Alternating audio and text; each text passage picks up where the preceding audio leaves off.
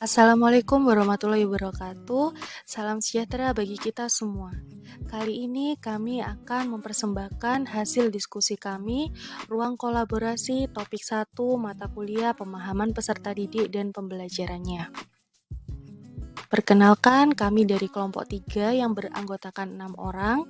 Yang pertama adalah Alvin, Ulfa, Rismeya, Rifatul, Lailatul, dan Rosa.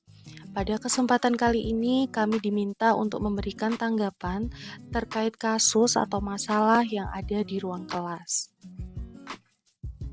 Kasus yang pertama, bayangkan jika Anda adalah seorang guru matematika kelas 7. Saat ini Anda hendak menyampaikan materi mengenai matematika sosial, yaitu mencari nilai rata-rata. Untuk memudahkan peserta didik dalam memahami pembelajaran, Anda mencoba untuk membuat urutan atau langkah-langkah yang perlu diikuti oleh peserta didik. Kemudian Anda menerapkannya kepada peserta didik. Kemudian hasilnya, peserta didik ternyata mampu mengerjakan soal dengan benar sesuai dengan urutan yang telah disiapkan.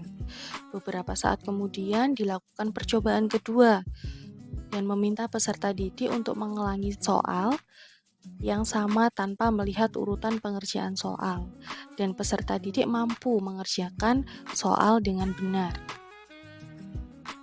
Soal yang pertama, menurut Anda, apa yang membuat peserta didik mampu mengerjakan soal dengan baik pada percobaan kedua tanpa melihat urutan atau langkah pengerjaan soal? Menurut kami, hal tersebut bisa terjadi karena peserta didik sudah memahami konsep dasar yang relevan untuk mengerjakan soal pada percobaan yang pertama.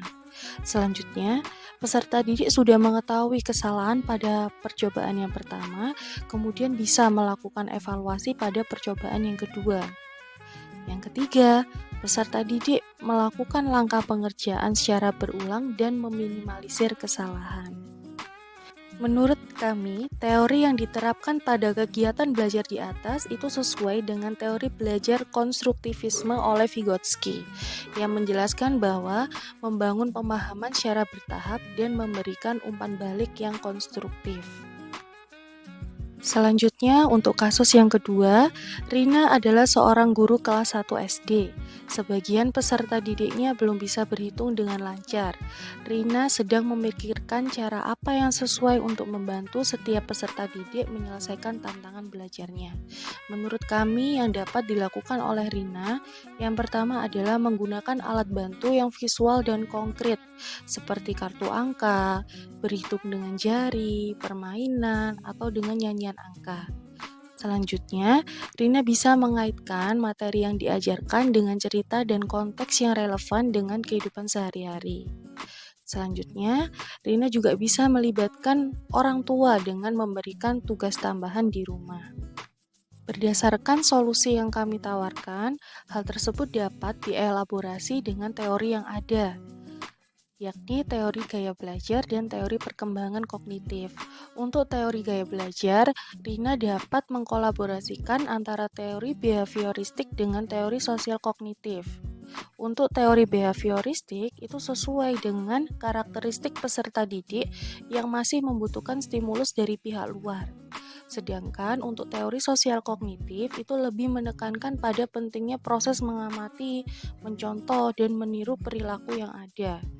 Mengingat usia kelas 1 SD masih 7 tahun, sehingga teori perkembangan kognitifnya menurut kami sedang berada di tahap peralihan, yakni dari tahap pra-operasional menuju tahap operasional konkret, sehingga dibutuhkan konsistensi dan pengulangan secara terus-menerus, baik di rumah maupun di sekolah. Selanjutnya adalah kasus yang ketiga. Made adalah seorang guru yang mengajar di salah satu sekolah negeri di wilayah Bali. Ia mengampu mata pelajaran bahasa Indonesia. Ia hendak mengajarkan materi teks deskripsi pada peserta didiknya. Pada buku cetak yang menjadi panduannya saat mengajar, terdapat beberapa contoh teks deskripsi yang menceritakan tentang bangunan-bangunan pencakar langit yang ada di ibu kota. Padahal di wilayah Bali tidak ada gedung-gedung pencakar langit. Sehingga Made pun mencoba untuk memberikan contoh yang berbeda, yakni dengan mensajikan contoh teks deskripsi tentang pantai dan makanan khas Bali. Menurut Anda, apakah pertimbangan dan keputusan Made sudah sesuai? Mengapa demikian? Ya, pertimbangan dan keputusan Made sudah sesuai karena pertimbangan tersebut didasarkan pada implementasi teori belajar behavioristik yang menekankan pada perubahan perilaku peserta didik sebagai hasil dari proses pembelajaran. Selanjutnya, prinsip apa yang Made gunakan dalam kasus tersebut? Kami diminta untuk mengelaborasi dan menyertakan teori yang berkaitan. Prinsip yang digunakan Made dalam kasus tersebut adalah prinsip teori belajar behavioristik, yaitu adanya penguatan atau reinforcement yang merupakan beberapa hal yang dapat memperkuat respon.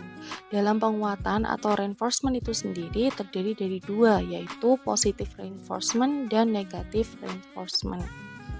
Demikian penjelasan kami terkait ruang kolaborasi studi kasus di ruang kelas. Terima kasih atas perhatiannya. Sampai jumpa di pertemuan berikutnya. Assalamualaikum warahmatullahi wabarakatuh.